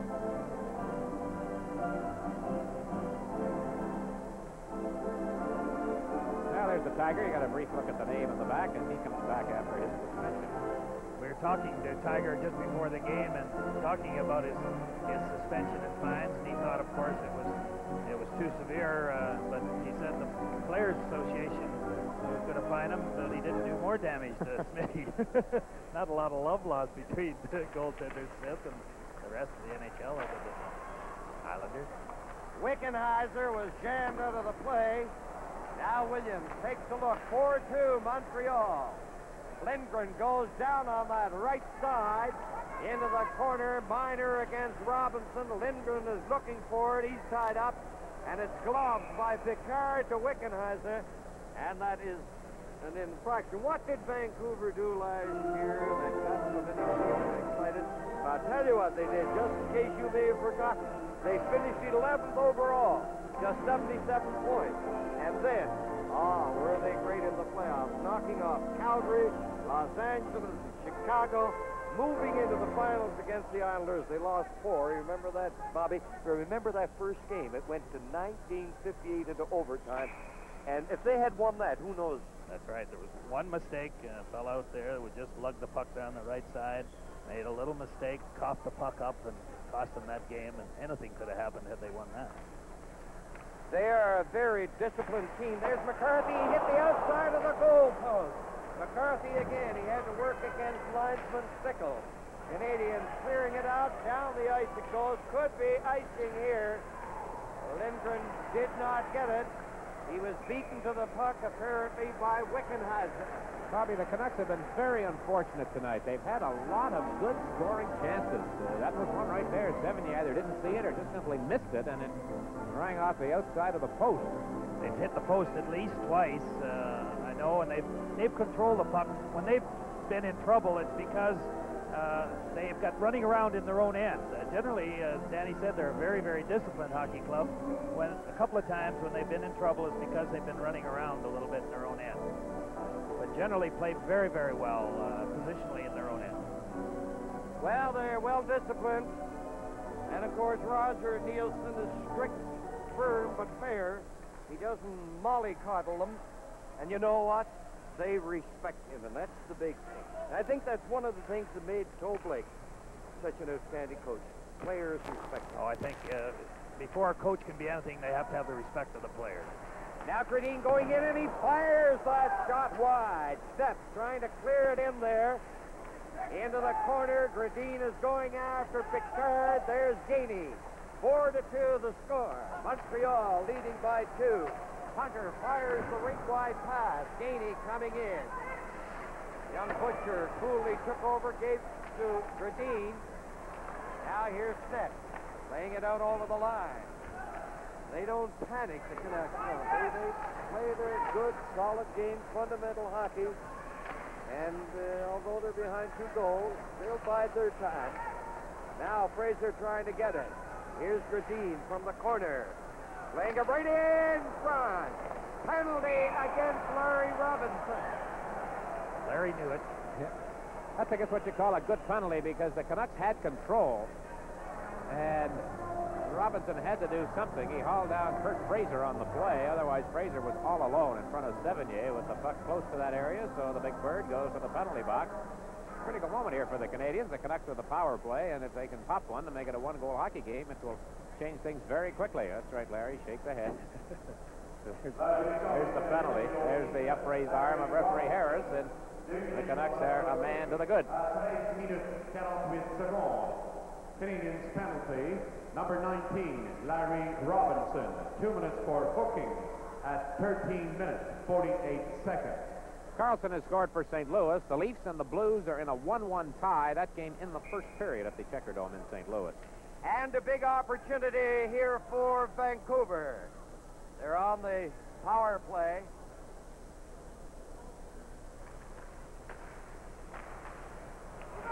Back to the line, cleared in. And we welcome those of you who have been watching the Rangers-Calgary game 4-2 here from Montreal. Vancouver on the power play, Moline, and he just raised the goalpost. As you've mentioned, Dick, they have had tough luck in this hockey game, the Canucks, with some of these shots. That's 3 goalposts. Now in behind the net. Sevigny played it on the boards. It's kept into the corner. LeMay in there, and Mondu gets an opening and shoots it down the ice. Let's have a look here how this Fiveson controls that puck once they get it over the blue line. We're going to have to get it over the blue line first, but they really do a great job. Holinka, Moline, they control that puck very well in the opposition's end of these power plays. Carbonneau doing some good checking. However, LeMay lugs it in over the line with Holinka. Sundstrom is trying to get in front. Here's Holinka. Sundstrom getting it back. Gubla back into Sundstrom. Sundstrom takes his time. He's in front. Now it's off the board. Sundstrom is in front. Watch him. Hallward with it. Back it goes. Gubla fakes the shot over the other side. The sharp angle shot. And Holinka was wide with it. Vancouver keeping it in. There's LeMay over to Holinka. Back it goes to LeMay. Big save there by Sevigny. And the Canucks were in command there and got a pretty good shot with LeMay in at the lip of the crease. Now there are 18 seconds left in the penalty, and the Canucks pour them in over the line. And they're called on the offside. 4-2 Canadiens lead with 4:26 left. I'm Dick Irvin, Danny Gallivan, and Bobby Hull as we look at Guy Carbonneau, a rookie in the Canadian scheme of things, who has 9 points in his last 6 games, and it's been a very pleasant surprise for the Canadiens the last 2 years with the Halifax, Nova Scotia Voyageurs after a junior career in Chicoutimi. I guess we kind of expected that the goals against for the Canadiens would be up a little bit with the loss of Langway and Engblom. They were the 2 best plus-minus players on their hockey club last year, but these kids have really fit in and doing a great job for the Canadiens. Vancouver in their away uniforms, black face, trim of red and yellow. They're on the power play. They have 2 seconds left. Now, here's Bolderev getting it back. The penalty has expired and the puck into the center ice area. So the big scoring opportunity, I would think, was the one that was presented to LeMay. DeLorme bumping there. Here's Lafleur in the corner. Playing it out to the line. Hallward, a weak shot. It's high. Bolderev taken out of the play by Picard. There's Judd to the other side. Judd coming out with DeLorme on this wing, and now crisscrossing is Wickenheiser. Back it goes. Wickenheiser shoots it right on. And Brodeur had that side covered. Vancouver back with that rink-wide pass. Picard. The Canucks making changes. Back it goes to Lafleur. That spot is vacated over on the far point. Struggling up on the right side, making a headway, was Hill. And the play is stopped. That's the first time, Danny, I've ever seen Guy Lafleur pass the puck to the referee. But Wally Harris didn't have a stick. Well, I think he heard him coming and he just passed it. He thought it would be the left point man that's still in that position. For the Canadiens, Mats Naslund has 2 goals. Ryan Walter has 2 goals. Holinka and Moline have scored for the Vancouver Canucks.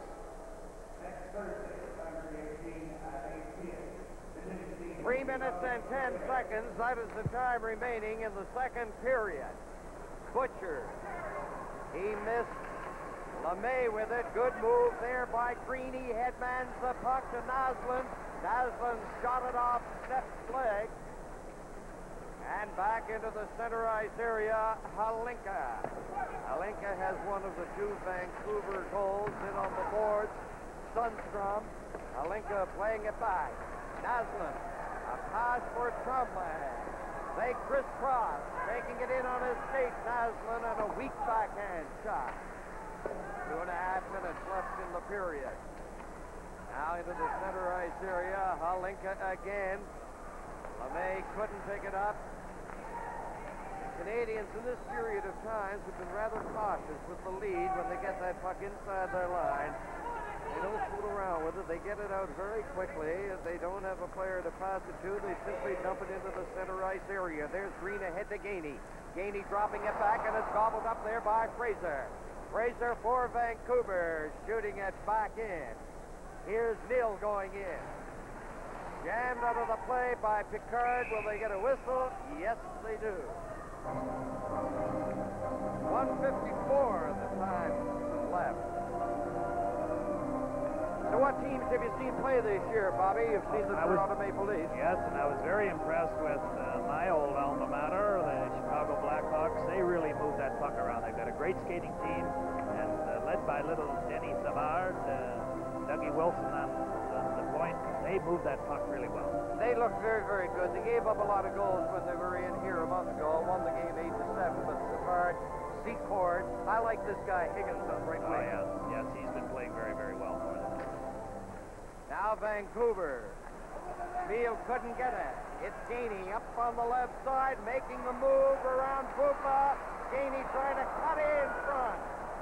And Brodeur smothered by a plethora of players right in on top of him. Now they headman the puck. Picard cleared it off the board. Vancouver trying to get back. Atkins in on the left side. Rising shot, and Brodeur picked that one rather easily. So there's Doug Hallward, number 2. He has played very well. That entire defense core of Vancouver playing pretty tight behind the blue line. And one of the big reasons, of course, the defense is tight. The forwards are coming back. Always helps, doesn't it? It helps. Yeah, we always felt that if we had one guy coming back, that defense should be able to stay up there and to make the opposition make those plays at the blue line. Who came back on your line? We had Murray Balfour when Billy Hay and I played together. He was always back. He forechecked, back-checked, and everything else. And then Chico Mackey with Phil Esposito and I. Chico was always there when we needed him, and he did the same job that Murray did. He forechecked and back-checked, and he made plays after I lost Phil as a centerman, and Chico was my right winger and playmaker. So they would say before the start of the game, okay, we're coming back, Bobby, you go the other way. Not necessarily. We never really discussed it such as that, unless we were really playing poorly. Then it was centermen go in and check, and wingers come back with your wing. Ludwig takes a shot, and that one off Minor. Minor from the side of the net, coming out. It bounces to the line. 1 minute left in the second period. Now it is Green taking a look, and Lafleur dumping it in on the move. Wickenheiser and Walter. Walter has 2 goals here tonight for Montreal. The Canucks into the center ice area. They're broken up by Green, Williams, and Green fighting for it, and Wickenheiser couldn't get by Minor. A half minute left. Here's Lafleur checking very, very closely as it must be very obvious to you at this juncture in the game. Now Lafleur getting it over to Gainey. Gainey shooting at a big save. And Lafleur the rebound. Fired it over the glass. Here's Gainey shooting it. Goes high into the air. Lafleur looking for it. Back it comes. Green is going to keep it in. Lafleur trailing it around the net. Lindgren plays it to the board. 5 seconds left. In there goes Wickenheiser, and the period is over. And so the score at the end of the second period: Montreal 4, Vancouver 2.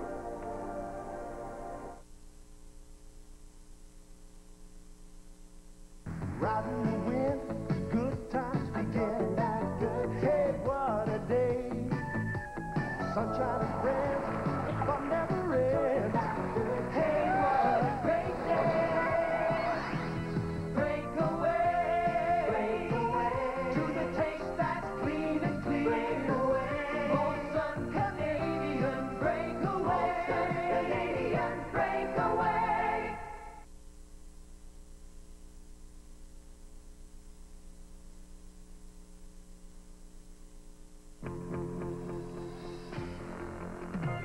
You wanted defense, great engine defense. So we made our motor oil better. SO Uniflow, our best motor oil. SO Uniflow gives better defense against heat, against corrosion, against engine wear. You wanted better defense, so we made a better motor oil. SO Uniflow. You make us better. SO. Now you can save too with a special offer where you buy SO Uniflow. Hey, Harv, come on, the game's on. Where's Barb? At the game. Boy, these Baycrest socks came out great, as always. At the game? Yeah. Barb says for the price, you can't buy any better than Baycrest. All lengths, shrink-resistant. How about your undies, Harv? Those are Baycrest, too. Briefs, shorts, bikinis. Harv, you're strange. That's what Barb says. Yeah. She also says Baycrest is the best value for your money. So, come on, Canada. Meet you at the Baycrest. Barb says You got your country morning and your country sports, your country kitchen and your country style. Take your country boy and your country girl. They get their country feeling at the country style. Now there's country freshness with the country smile, country goodness at your country style. Oh yeah, country style, country style. Coffee and donuts, pressure by a country mile. Country style. They can make you feel like somebody just for killing time. Hannah Gardner, the multi-million-dollar video game business, the Fifth Estate, Tuesday. We are pleased tonight to have Irv Grunman, the managing director of the Montreal Canadiens, with us in our second intermission. His team has lost twice in 14 games. Irv, I don't know if you're surprised. I don't know if you'd predict something like that, but obviously, going into the second month of the season, you have to be pleased. Extremely pleased, Dick. You hope to get off to a fast start. You know, whatever points you can accumulate early in the season, they say can't be taken away from you, and it certainly helped during the latter part of the season, but we've been fortunate, but the fellas have played well. We have said on this show we will never again mention the trade, so I won't mention the trade, but I will say Ryan Walter and Rick Green, their progress here in Montreal as far as you're concerned. Well, without a doubt, it has added a new dimension to our club, and I think it has motivated the veterans and also the youngsters, and as a result, everybody just seems to be moving together and moving in the right direction. You were telling me the other day, it's strange, it doesn't usually happen that way, but it's as though the newcomers and the youngsters are leading the way and the old guys are falling in. It is, because normally the veterans set the standard and then the youngsters really try to, you know, get up to their level, but right now it seems as though the youngsters have that great motivation, the legs, the desire, determination, and it has sparked our so-called older players, they're not really old, but we seem to be on the right track, and there seems to be an atmosphere in the room that we haven't had for a while, and I just hope it bears fruit towards the end of the year. It's been a year fairly free of controversy within the ranks, but there is the Mark Napier situation, and there's some confusion. Is he happy? Is he not happy? What is the situation? Well, Mark asked for a multi-year contract at the beginning of the year, and we almost came to a deal prior to November '81 when the income tax laws changed, and then unfortunately he saw fit to wait. Subsequent to that, we tried to get together. It just hasn't worked out, but we went to arbitration. In other words, we've done almost everything Mark has asked us to do. And right now, we're abiding by the arbitrator's decision, and I'm still confident that we can do something to satisfy Mark. Do you find, as the managing director of a team based in Canada, that you are at a disadvantage dealing with players because of the tax law? Well, it certainly doesn't help, and it's unfortunate for the players, unfortunate for you, unfortunate for me, but I wish I could control the tax laws. Believe me, I'd give you a heck of a break, Dick, and so I would do the same for everybody, but unfortunately, we can't do that, but I think that we should be given some form of consideration. Athletes, artists, and various people that have a short performance span and aren't really prepared for a second career. However, maybe that will arrive one day. Your team is playing the Soviets here on New Year's Eve. The Islanders are not playing the Soviets this time around. Was there any hesitation in your mind about booking a game in the middle of a very important season? Well, it's always difficult because that game is sort of superimposed on a regular season when, you know, you already have enough pressure on your shoulders, and we've always liked to participate in international tournaments, and I don't know how much longer we'll say yes, but yes, we were very pleased, and we're looking forward to December 31. Looking on the season, surprises, disappointments, what about surprises on your team? Are there one or two players that have done things that you didn't expect them to do? No, you always expect them to do it. You always hope for them to do it, but you have to look at a Guy Lafleur, and he's the Guy Lafleur of old. young Guy Carbonneau, who was a great surprise and somebody that we felt could replace Doug Jarvis and Doug Riseborough. And it just seems that everybody is going at a little faster clip, and I think the results speak for themselves. I just hope it continues. Finally, the three-goaltender system is no more. That really wasn't a good system, was it? Well, it's not really a bad system if you can't move the third, but if you can move the third and stay with two, I agree with you. Two is the ideal situation. Irv, thank you very much for dropping by. Always a pleasure. Irving Grunman, Managing Director of the Montreal Canadiens. Hockey Night in Canada continues in just a moment.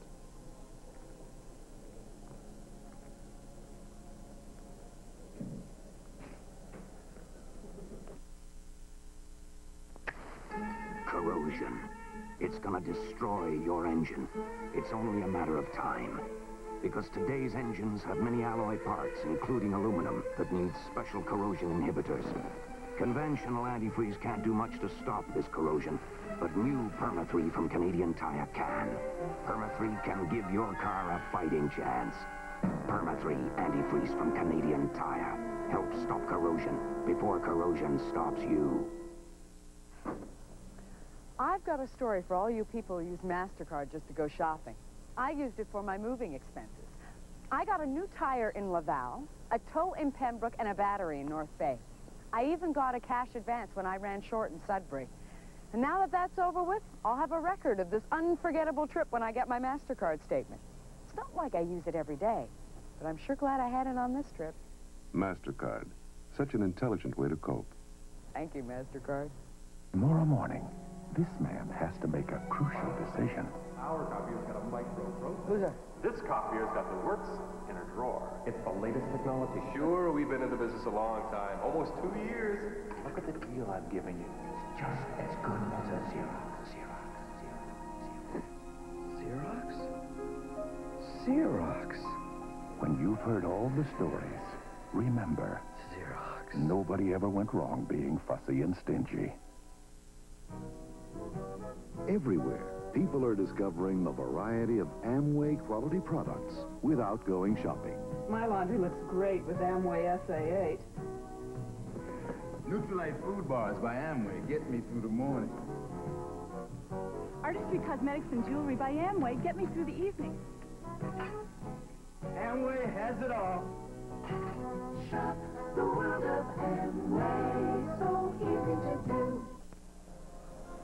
2 goals apiece for Ryan Waller and Matt Naslin of Montreal. Ivan Lincoln, Lars Moline have scored for Vancouver, and the Canadiens lead the Canucks 4-2 after 2 periods. We're going now via NHL update to the Nassau Coliseum on Long Island. It's 3-2, the Islanders leading Philadelphia late in the 3rd period. Mike Emmerich calls the play-by-play. He's joined in the broadcast booth by Bobby Taylor and Ed Van Imp, and here they are.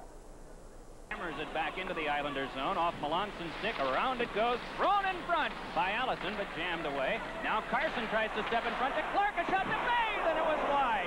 Rebound, Allison tried to tuck it in front. They jam away at it on defense, and Potvin got it to Bossy, who cleared. What fire pressure with 1:10 to go in the 2nd period of play. Lindsey Carson's pass just beyond the reach of Allison. Potvin directs it the other way, but Frank Bays follows it up. And Bays on now to Lindsey Carson, who cranks one, blocked by Melanson, and Potvin tries to clear, but Clark had a chance to jam at it, and only Melanson's holding it at the side of the net gets the whistle. Oh, have there been close ones in this period? And let's look at one. Lindsey Carson cranks, blocked off the waffle board by Melanson. Doesn't know whether to come out or not, so Potvin takes the initiative, and eventually, as the camera drifted out of play momentarily, Clark did get a piece of it, but it was off the side of the goal and trapped by the goalie, they call him, Roland Melanson. Lockhart with Barber on left wing and Tom Gorance on right wing. Marsh, left defense, right defense to Dvorak. Trottier and Lockhart to test their face-off wits near Melanson with 54 seconds left in the period. And it's Barber feeding from Marsh. Long reach enables him to keep the pressure on. Throws it behind. Melanson winds the boards for Goring. Goring able to control to Morrow, who quickly tried to shuffleboard one ahead but couldn't.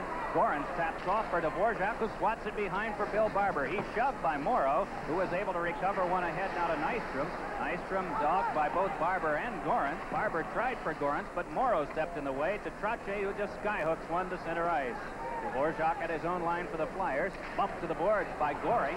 Nystrom moves in, but it was an offside play. And so with 21 seconds to go in the second